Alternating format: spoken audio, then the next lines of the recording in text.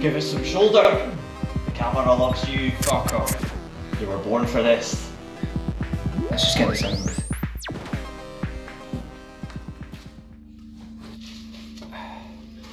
Right, mate. Me? Well, I'm better than alright. Always. I'm here to talk about how I am. How are you doing? Yeah, fine. Work keeping me busy. Not getting much sleep, but yeah. Sarah's having a difficult pregnancy. Ah, so there's a little one on the way. My condolences, big man. I would prefer my housebound pets four-legged and barking. You and your kids should be muzzled, mate. That's what I mean, Sarah never come around. Alright then, let's go on with it.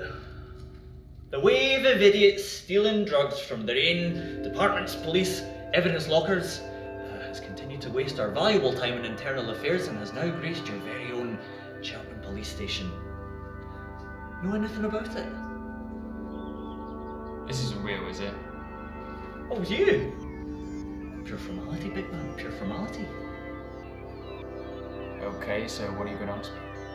Your whereabouts on the 15th? Work during the day, gym during the evening?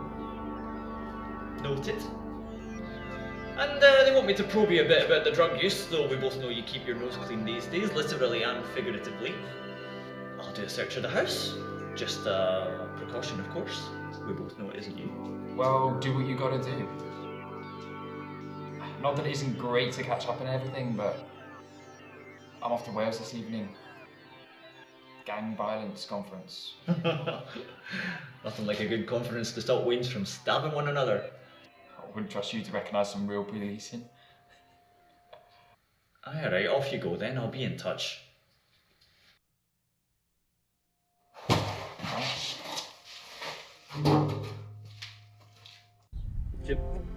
Steve! How was the conference? Heartening, actually. Well, I'm exhausted now. Should ask your wife about that. She might have something that'll perk you up. What's that supposed to mean? Should we head back to the interrogation room? Do I have to? I'll just drop myself off in the office then. No, you won't.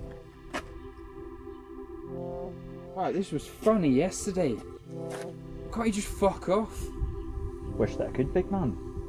First, you and I need to have a chat.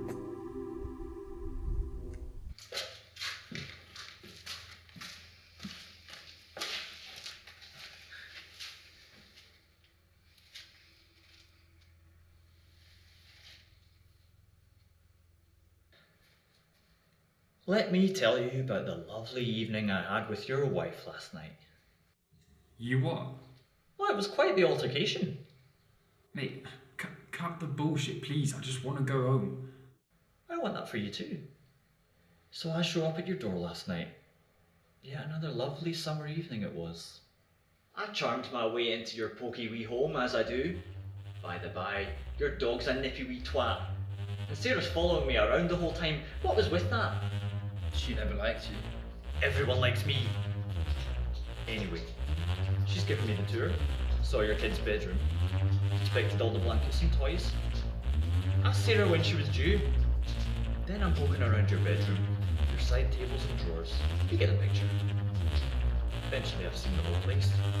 Nothing untoward. But suddenly, using the detective's intuition I have honed so carefully over these years, I decide I want to see the bathroom a second time. Tell Sarah I have to take a quick slash. Well, she didn't like that. Started being all belligerent like. Thought I was going to have to take her down to the station.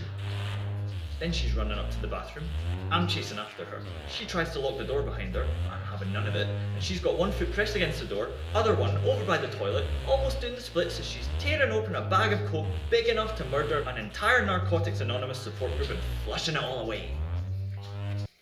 So you're saying my pregnant wife has relapsed? Sorry to break it to you. Now, ever since I met her, all she could talk about was how serious she was of getting off the drugs. Could happen to any of us. Well, not me, but former junkies like you and your wife. They're not hers. I share your opinion, big man. I think it was yours. You said you were at the gym at the time and date that the drugs went missing from the evidence locker. Yeah, check the security cameras. I was gonna! How about your locker at the gym? Did they keep one for you? Yeah, my mate Larry, he runs the gym. Yeah, you can ask him for 23. Locker 23. Was that so difficult?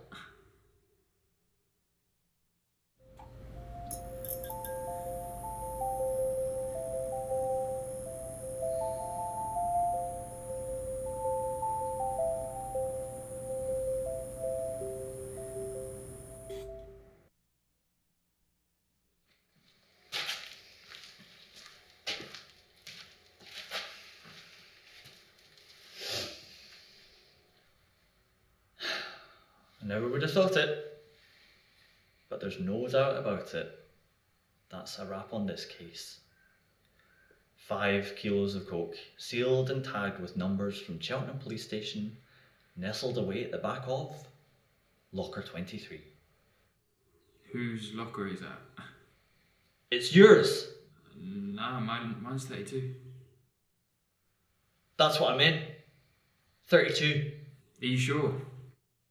There are enough of my personal things in 32 to show it's That's mine. exactly my point. The drugs were in 32 and so was your stuff. But last time I said to just tell my buddy Larry to look into 23. I didn't say it was mine. I just said you need to ask for permission to look into it. Well, why did you say 23? It's easily mistaken. Yesterday I mistakenly said 23. And the recording will show that I mistakenly said 23, and the security footage will show you looking into 23. You did have a warrant for that, right? And for searching my house. Alright, let's not kid each other here. I lead the task force in these here internal affairs, and the record has always proved that the guy I think it is the guy I get. Do you understand me? Well, whoever uses locker 23, if anyone at all, is your suspect, not me. Is this the first time you've been mistaken? And aren't you always posted at the police stations where these officers have been taken in for stealing drugs? It's all starting to seem a bit suspicious, isn't it? What if you planted the drugs there? And in my house? What if you did it every time? I think they're going to have to start looking into every case you've been a part of. You listen to me!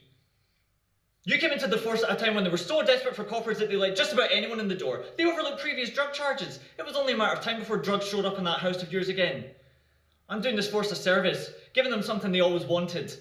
A reason to kick you back out. You're one of the most deeply unpleasant people I've ever met.